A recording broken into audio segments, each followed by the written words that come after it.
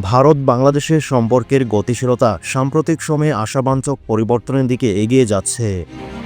যদিও অতীতে পারস্পরিক সম্পর্কের মধ্যে উত্তেজনা ও বিরোধ ছিল, বর্তমানে দুই দেশ একে অপরের প্রতি আস্থা এবং সম্মান বৃদ্ধির প্রতি আগ্রহ দেখান।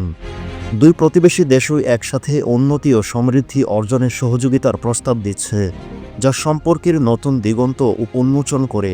এদিকে গত কয়েক মাসে দেশ দুটির সরকার নিজেদের মধ্যে যে ঠিক বন্ধুপ্রতিম ব্যবহার করেনি, সেটিও দিনের আলোর মতো স্পষ্ট।